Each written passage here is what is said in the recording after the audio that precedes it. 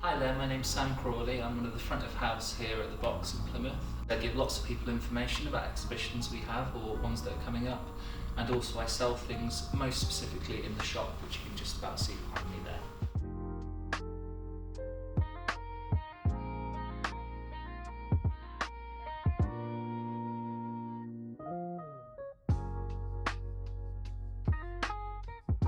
Box, as we know it, was built in 2020. The actual Plymouth City Museum and Art Gallery did open in 1910. Obviously, if you come into a museum and art gallery, if you're into history and art, you're going to see things you like. But I mean, even if for people who don't particularly like those things, we did have an exhibition a few years ago about Pele and Santos when they came to Plymouth in the 1970s. Plymouth Argyle fans came in and found something they enjoyed, and I think it's such a versatile offer for so many people. In what we're doing at the moment, it not only reflects on what has been, but also it kind of makes a really good case for what we believe the future will be, and also what the present is. We kind of reflect so many different communities within Plymouth, for which there are so many. Even if museums and art galleries aren't really your bag, you'll find something in here, whatever your age, and we have so many young people will come in and find something that they haven't expected. We are really a box full of surprises. We have loads coming up. We're open just over 5 years. We celebrated our 5-year anniversary last month, and sort of when you go back and what we've actually hosted and what we've been a part of, so things as prestigious as the British Art Show. We're the only venue that have had it twice, so we had it when we were the Plymouth City Museum and Art Gallery, and we did have it as part of the Box. And we've had over 30 Turner Prize nominees and winners. Grayson Perry, who won it in 2003, we're hosting some of his tapestries here as part of our Remember, Respond, Resist. And we also have some Turner Prize nominees, one of them being Goshka Makuga, who was a Polish artist. Also we have people like Jill Bradley. Really responded well with the people of Plymouth, because we kind of have an advert outside, which is a big piece called The Hop, which you can't really escape if you're walking up Tavistock Place. It's a massive plexiglass sculpture.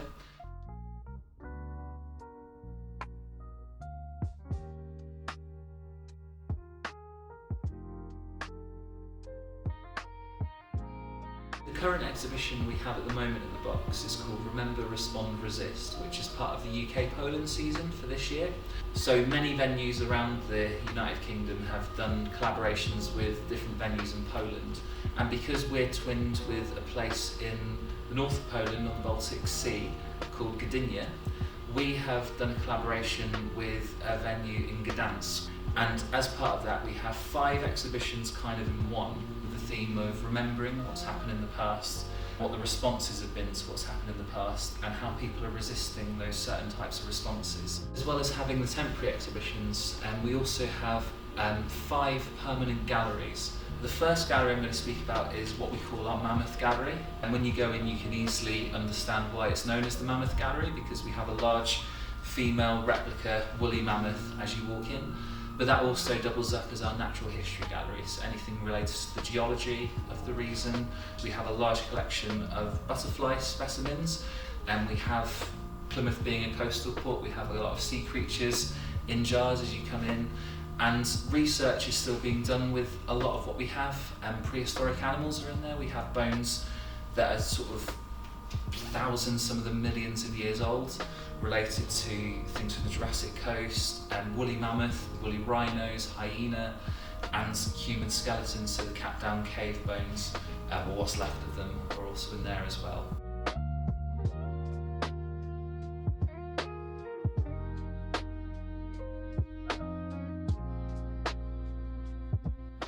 Two, Port of Plymouth 1 and Port of Plymouth 2, which relate to Plymouth as a port. So Port of Plymouth 1's more to do with prehistoric Roman Bronze Age links of how Plymouth has always sort of been connected to the sea. Port of Plymouth 2 is kind of the next step, and that's all about Devonport Dockyard and Plymouth's role in the Navy.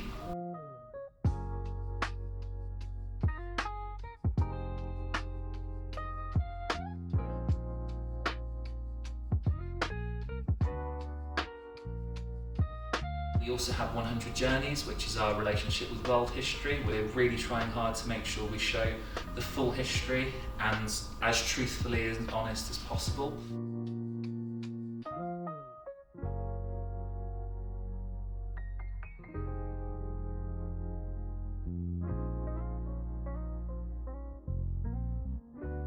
And also upstairs we have Media Lab, so that's all the media, so film, photography, radio, music, everything that's kind of related to the regions in there. So for example, we have some photographs from the 1830s, so from the real dawn of photography, so some very old daguerreotypes and calotypes. We try and engage our galleries with people of all ages, and as part of that we've tried to make sure to document all we can with things like interactive screens, so people can come in and kind of see things. So particularly in our Mammoth gallery, which is incredibly popular, you can imagine, with young children, and we try and make sure we talk quite a lot about the bugs and creatures. And Media Lab, we have a green screen as a part of that, so if children absolutely love presenting the news, so they get to be on screen and see themselves on screen, which is possibly the most interactive thing you can do, to actually be on the news.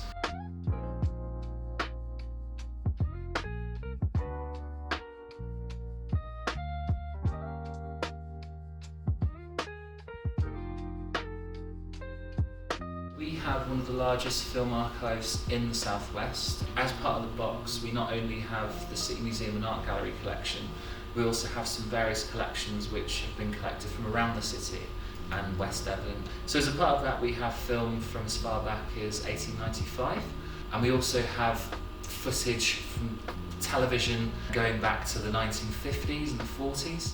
Within 2026, we have particularly two very exciting exhibitions coming up. The first one is a retrospective for the centenary of Beryl Cook, who, if you're local to Plymouth, the name Beryl Cook resonates with so many people.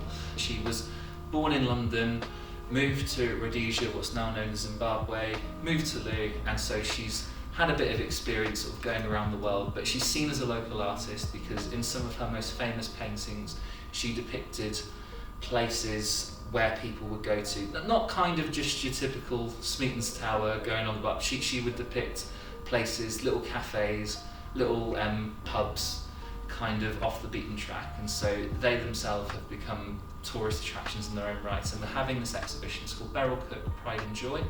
And the second exhibition we have that's really massive is Journeys with May, which is in relation to Sir Joshua Reynolds, again someone who was born and lived very locally, who painted the first Polynesian man to come into Britain. And it's this humongous painting which is from the National Portrait Gallery, which is just about to ship to America. And so as part of a tour, Plymouth is having a look at this painting, but also again of that local connection that May would have known Plymouth and Devonport, he would have been here and he did leave from here. So there are so many local connections to May, and that's why you should come in and absolutely see them when they're in situ next year. But also, I mean, again, the exhibitions may sound a little bit dry, or if it's not for you, we have events for all the family that kind of respond to the exhibitions, but also to times of the year. So in the past, we've had our Halloween family events called All Hocus Pocus, where we had a story time happen with one of our members of staff, and different bits of science or ghouly things happening in the galleries. In fact, Mildred, our mammoth, even had a witch's hat on, which was lovely to see. And because it's Christmas time, and one of the events we have on now is all related to the festive time of year. So we have breakfast with Santa himself coming in, and you can have talks with him and ask him about presents while you have food and drink. So a nice hot chocolate while you talk to favourite figurehead of the year. And also we have some wreath making workshops. If you want to make a nice Yule festive wreath, that's part of it. And we also have a theatre company coming in to do bits of theatre that are Christmas related as well. So again, another versatile offer, and we're all excited to kind of talk about that at this time of year as well. I think honestly what people miss about the box in itself is the little things that have always been there but people think have now gone. So an example is we have this staircase that takes you up to what's called our active archive, and on there we have this beautiful stained glass window. It's from the old reference library, so it has figures on there like Shakespeare, Milton, but it's absolutely gorgeous, and how it survived the Blitz in the Second World War is beyond me. I think the main thing to be excited about is the box not only has everything that's been described, it is also free to enter. We do ask for donations as you come in, because obviously having a building like this, there is a little bit to pay for the upkeep and also for the exhibitions coming up.